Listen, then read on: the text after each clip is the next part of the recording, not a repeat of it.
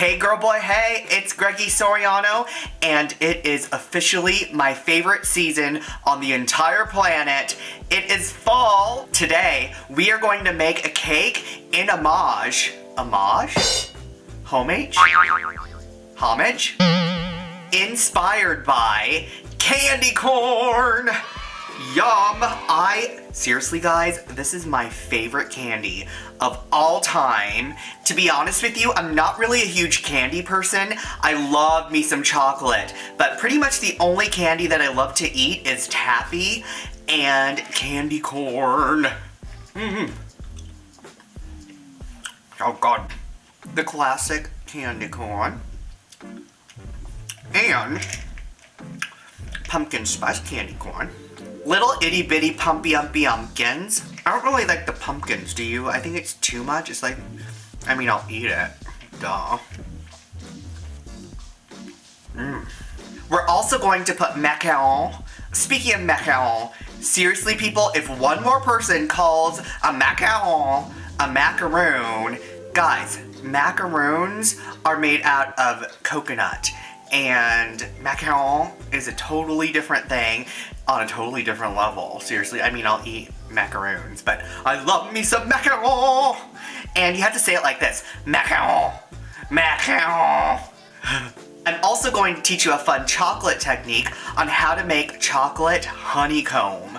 It is really cool, super easy to do, and it makes it really artistic with tons of movement and texture. And, you know, I'm all about my movement and texture and color. We're also going to put colorful sugar geodes, meringues, and I'm even going to teach you how to pipe out realistic chrysanthemums right onto the cake. We are going to have this cake that's going to be lush and full of candy, and we are going to learn all these tips and tricks right here today on Greggy's Digest. Let's get started. Right here, I've crumb coated and final frosted this cake in a home style pattern on the sides, and I'm going to put it away to chill. And right here I have a cake drum and something that could fit into the refrigerator or the freezer. Bust out your bubble wrap and try not to pop it as much as you can. Okay, let's pop it just a little bit. Ooh. Yeah. Ooh, zaddy. Oh yeah.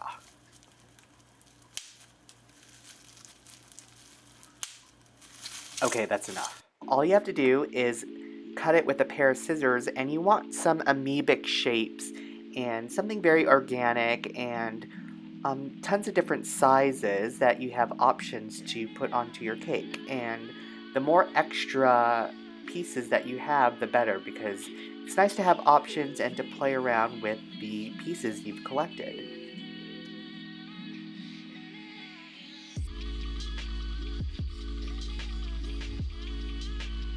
This one looks like the continent of who knows where, Landia.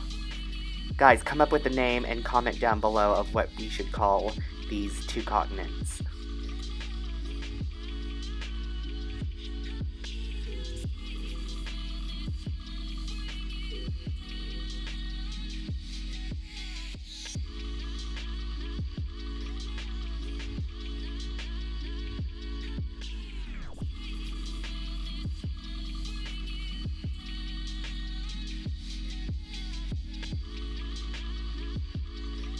Ooh, I have no idea what shape I just cut right now. Oh, let's just forget about that. Grab your tin foil and cut out pieces the size of your bubble wrap that you just cut out. And you want to create little vessels for the bubble wrap to go on top of and over. So they're kind of like molds that will shape the actual chocolate pieces that we're going to make.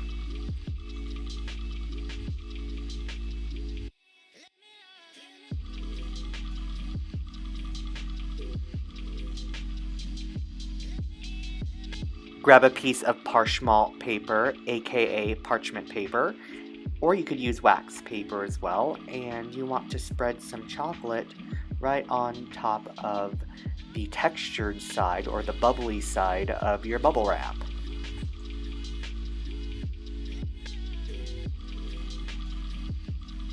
Now just lay it over the molds you made out of tin foil.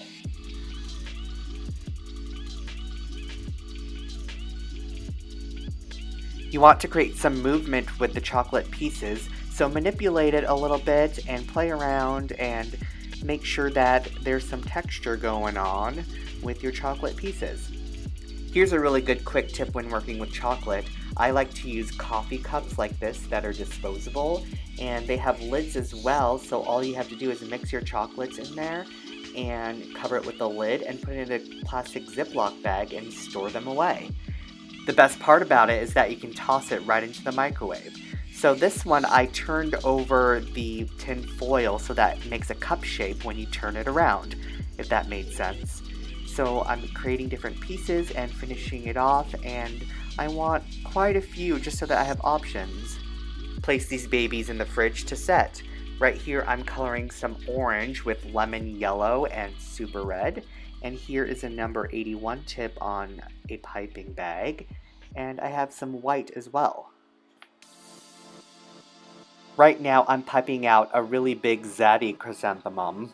And the secret to creating more realistic flowers is to make sure that it's not too perfect. You want little stragglies, especially on the bottom right here. You want little stragglies to go out and be really long and go slightly a little bit off-centered and a little bit in a different direction, because if they're too perfect, they're going to look too cookie cutter, and if they're going to look like that, you might as well just get a mold, and it looks too cookie cutter and doesn't look right. It always looks better when they're a little bit off-centered and some petals are just a little bit off. And right now I'm just finishing it off, and do you notice it's on real time right now? I'm just doing this for you guys because I love you.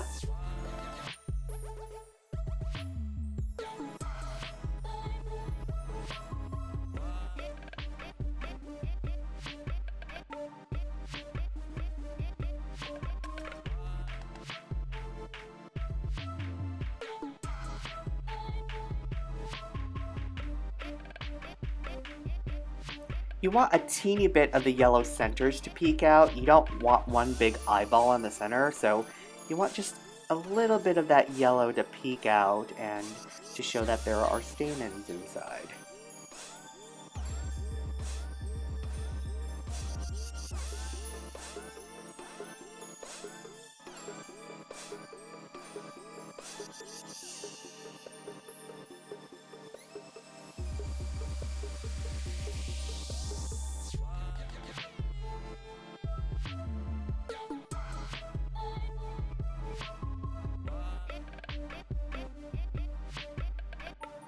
Now I'm making a really large zaddy chrysanthemum, and I'm making some petals to go over the yellow ball that we made, and here are my long stragglies again, because that determines the size of my actual flower that I'm going to make.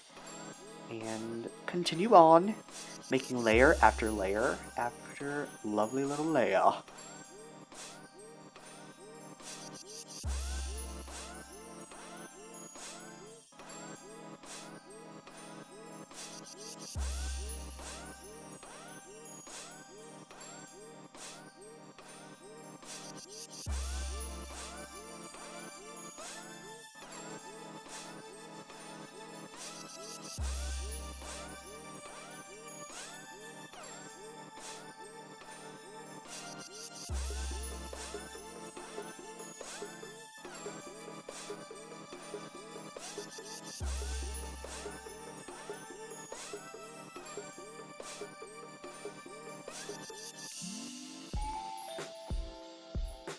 Right here, I'm going to make a little baby, and I'm making these ones just a tad bit more on the perfect side, sort of. I want them to be perfectly imperfect, if that makes sense.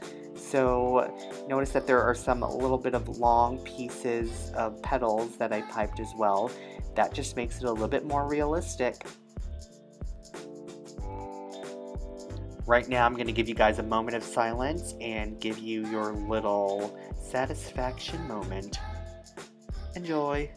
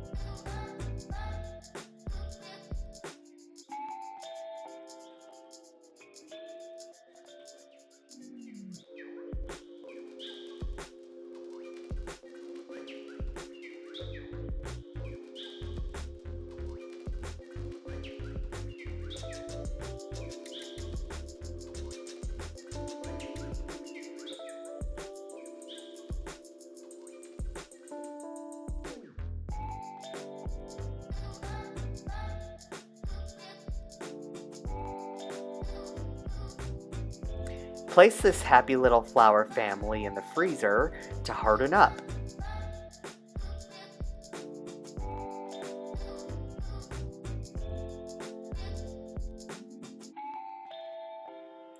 On this plate, I have a collection of embellishments of sugar geodes in different colors, and gilded chocolate and macarons, and also, the most important part, candy corn. Attention! Bring in my cake! Remember these little honeycombs that we made? Oh, how cute. I'm gonna call you guys my little honeycombs. But yeah, so gently take off the bubble wrap from the chocolate, and you really want to be delicate with it because they're very fragile. And I also have hot hands, which really melts it right away. And look at that! Isn't that gorgina? I love the texture and the movement and the shape. I am crazy obsessed right now. I'm kind of having a cake-gasm. This is kind of amazing. Look at that. Doesn't it look like kind of like snake skin a little bit, which I love.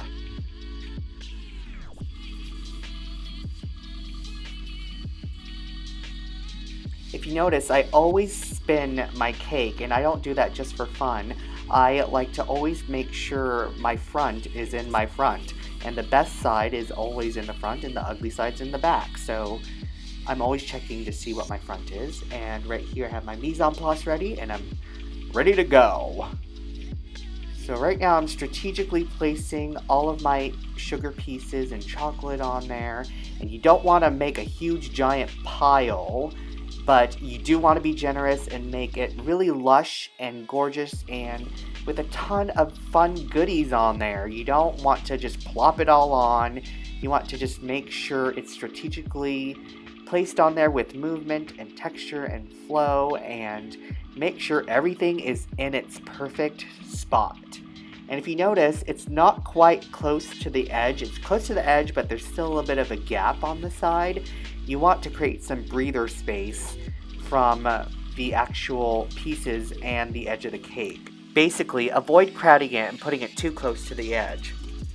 And here are our flowers that have been frozen and nice and hard. And right here, I am sticking it on. And I love this little honeycomb thing. It's just, there's little pieces hanging out. You don't want the whole chunk of honeycomb to be showing. You just want little pieces and detail of the honeycomb to show and peek through. And it's kind of like a fun little bridge for these flowers to go onto. Love it! Right now I'm piping on my beads, because you know I love my beads! I'm doing it in a number 1 tip in orange and white, and trying to keep it monochromatic.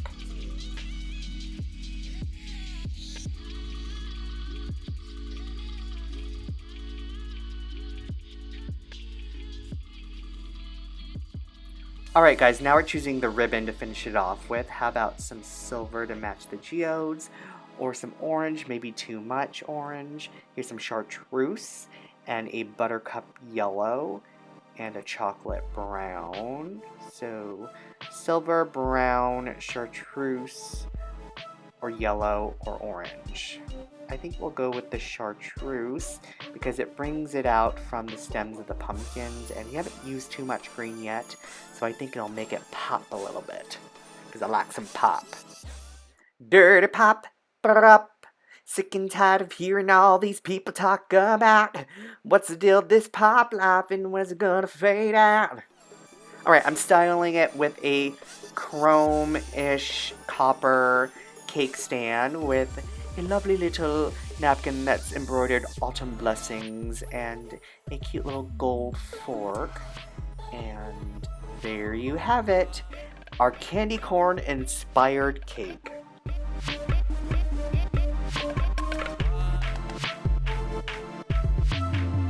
Thank you guys so much for watching. I'm kind of celebrating a little bit because I'm up to 15,000 subbies, and it's all because of you guys. I had no idea it'd be like this, and I thank you so much. It means the world to me. Please share and like and comment and tell me what you're excited for this fall season. I'll talk to you later. Bye. Click on the cute little bumblebee to subscribe, click on the video to view my last episode on the right, and visit my website at www.greggysoriano.com. Oh, and follow me on social media in the description links down below. Thanks!